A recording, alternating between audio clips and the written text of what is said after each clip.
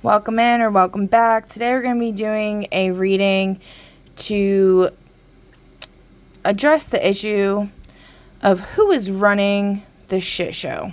Okay? Who's controlling all these narratives? Who's orchestrating all of these fucked up stories? Who's doing it? Bro, what? This comes out so much in readings. Paternal aunt. What? So, the sister of the father. Is that what we're saying here, Spirit? Yes. Alright, so I don't know if you guys have ever seen Supernatural, but so I looked up Sister of God lore, and the Sister of God lore most commonly refers to Amara, better known as the Darkness from the television series Supernatural. In that lore, she is a primordial entity, the twin sister of God, and older than creation itself. Origin: Amara existed before God, making her the oldest entity in the universe. She is defined as the void or darkness, while her brother is light and creation. The war. Because Amara was too powerful for God to kill, he created the archangels to fight a war against her. After sealing her away using the mark of Cain, God created the universe. Relationship: she represents pure destruction and initially wanted to destroy God's creations because she felt he focused on them rather than her. However, she later developed a more complex relationship with him, eventually making peace with him after desiring his attention. Upon her release, she took the form of an adult woman named Amara. Okay. And then some other mythological sister figures are Shar from Forgotten Realms, the goddess of darkness and night in the Forgotten Realms pantheon. She's the malevolent twin sister to the goddess of the moon, Selene. Eris in Greek mythology and some interpretations of the Iliad. Eris is the sister of Ares and the personification of strife and discord. Sisters of fate. While not sisters to a single god, Clotho, Lachis, and Atropos, I am totally saying those wrong, are the three sisters who dictate the destiny of both mortals and gods, holding power over even Zeus. Okay, and then we got 4 daughters of God. In medieval Catholic theology, this represents a personification of the virtues truth, righteousness, justice, mercy, and peace. 2 more other ones are Jihad princesses, Tower of God. In this lore, princesses of Jihad are powerful women chosen to serve the king. King Jihad, who they refer to as father, though they are not biological sisters. Moon Sisters, Genshin Impact. A theory in Genshin Impact suggests a connection between the unknown god, sustainer of heavenly principles, and the Moon Sisters, Arya, Sonnet, and Canon. Those are cool names. Canon, Canon, and Sonnet, Sonnet, and Arya, Arya. Those are so cool. Okay, so is it talking about the Sisters of Fate? No. Is it talking about the supernatural one? No. Is it talking about the Gnostic sister? Yes, okay. We didn't even touch on that. But, because I tried looking it up. I remember learning about there's some sister in the Gnostic lore. But I couldn't remember what her name was. I think it's the sister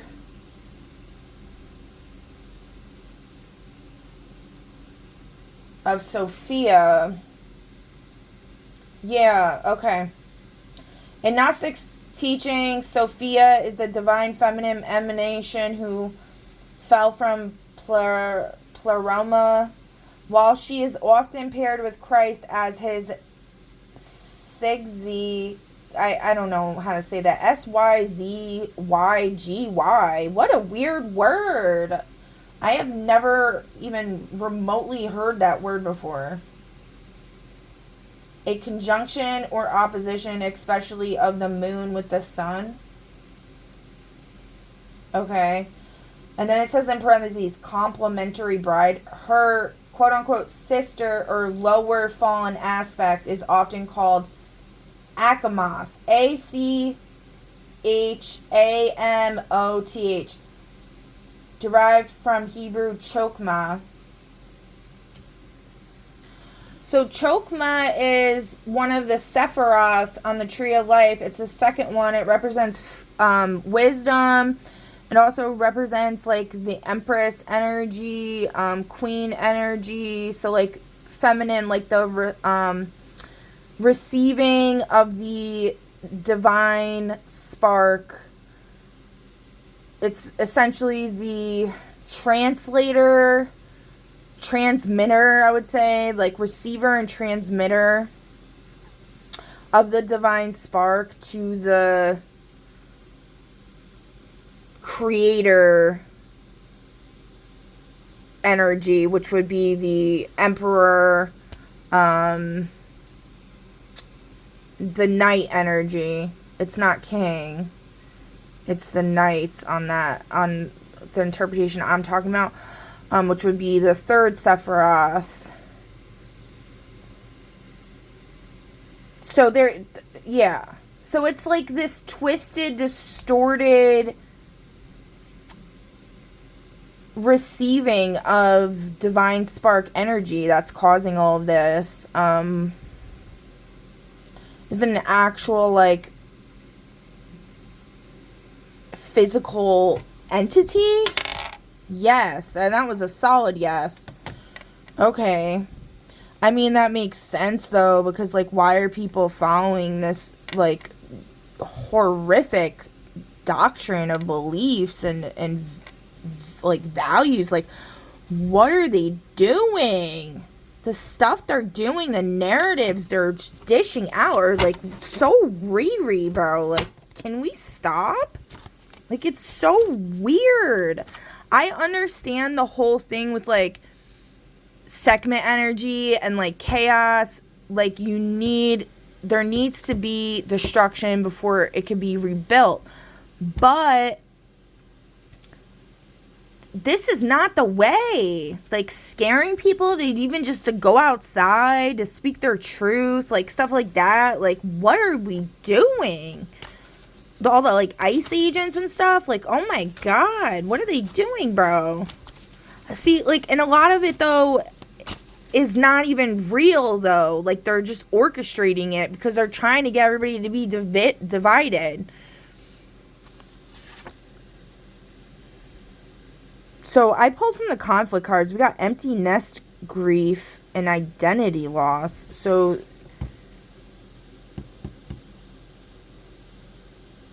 whatever this entity is, they're acting this way or perpetuating this energy in the direction of, they're transmitting the energy in the influence of negativity or, like, quote unquote evil as we know it, like moral disharmony, like moral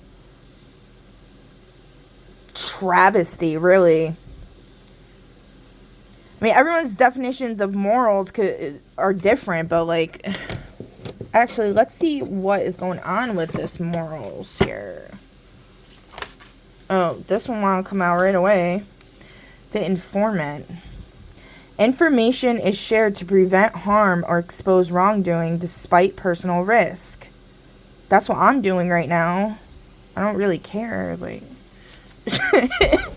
I do care, but, like, like, what? But, like, that's what happened in the news recently is like this guy was like trying to defend this woman that they were like attacking, and then they shot him. But like, was that even real? I don't know.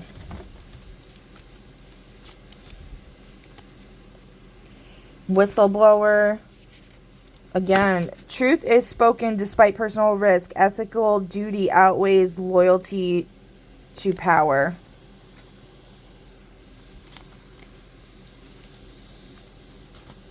Okay, so like what is the moral code that this person is running off of? That this being is running off of?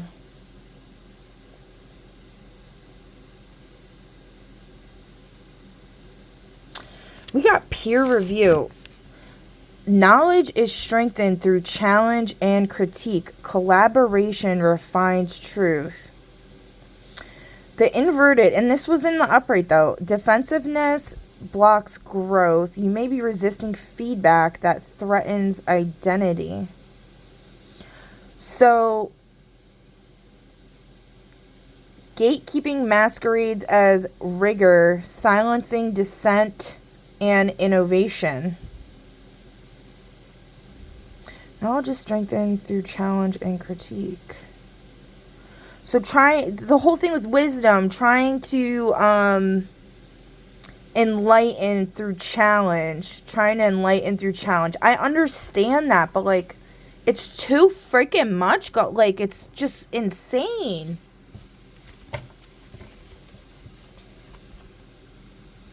And you know, something funny, this was just sitting here. I didn't even, this must have fell out, I guess, but stepping down can be the highest ethical act when authority no longer serves its purpose. Yeah, like, what the fuck, bro? Like, we need to rebuild. Like, there's been enough destruction. I think people are traumatized enough. Like, Jesus Christ, like, how many freaking trials and tribulations you have to give to people before you realize, like, oh, maybe I could teach them with love instead. Like, what are you doing? Hello? Like, population control. Oh, if everything's perfect, then there's gonna be too many people. No, it's called, like, natural things will happen, and people, nature corrects itself, dude. Like, you don't need to keep interfering all the time. It's insane. Fear, chronic avoidance, threat detection, polyvagal safety anchoring, orient to safety cues in the environment. So people are afraid of what's going on. They're afraid of the people in power. I would be too. I am, but I'm not at the same time. Like, I know who's really empowered at the end of the day is the love in my heart. And if you have love in your heart, that's what's in power, right? True power. That's where the real power is, okay? But it's also something that's been coming up a lot is like this character archetype that, where is it? What is it? No, it's not there. This character archetype about revenge. And I think it's like Spirit is really trying to say, like, we really need to stand up against these fuckers. Like, enough is enough, you know? We got this silent observer speaks little, but their actions or the few words they do utter hold significant weight or insight. Yeah, so there's a lot of people that are silent and they really need to start speaking up more. I've been trying to speak up more. It's not easy. I'm very reclusive at this point in my life. I've been hurt, almost like nonstop trauma, and it's been extremely difficult for me to put myself out there at all. But you know what? It's time to put our big girl pants and big boy pants on and stop letting this shit stop letting these stupid people keep ruining all of our lives. Like, it's insane. They should be focusing on the infrastructure, on making things self-sustainable, like green buildings, like with plants on the roofs and on the windows and stuff like that, you know, like making everything beautiful and like, you know, advancing our society. And instead it's becoming more and more of a police state, more and more control, more and more violence. Like, it's disgusting. Like, why? I understand that there are people that are super ignorant in society. There are people that are super violent. There are people that really like should not have a say in how things go, okay? I get that. But the people in charge are doing that, okay? And that's like, we really need to, like, I get not giving all the power to the quote unquote people, right? But like, there needs to be leaders, there needs to be structure. But there's like no power. The people have like no freaking power set up legally, right? Like, it's like all of our freedoms and stuff have just been taken away. And it's like, what is it gonna take for everybody to wake the fuck up and say enough is enough? Take back the land, start rebuilding civilization, start helping your fellow brethren that, you know, like, that need help, like the homeless, the mentally ill. You know, a lot of people that are like looked down on because society, the people that are in charge of society conditioned society to look down on them, they're actually super valuable to evolution. Some of the insights that they have, the love they do have in their hearts is so profound that it could literally change. Like, you can't just umbrella people, you can't cast people out just because they fit under some type of stigma that like you were brought up to believe is bad, okay? I understand, like, you know, being on the safe side. Like, you're walking across the street and somebody looks dangerous, like, you're gonna like move to the other side of the street. But when it comes to like just casting out everybody else and then only focusing on yourself and getting through the next day, what is the fucking point of that? There's no growth, there's no innovation. What is the point of that? We could be so freaking progressed and just living in pure joy, like having fun every fucking day. But the way our society is, it's just like work, sleep, work, eat, shit, sleep.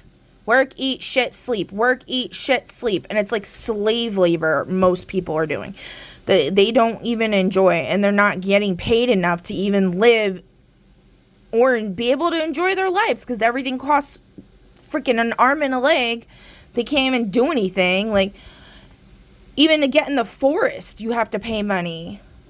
You know, like, again, I could get it to an extent, but they're funded by the freaking government anyway. Why do they have to charge the people more money? It's just really ridiculous.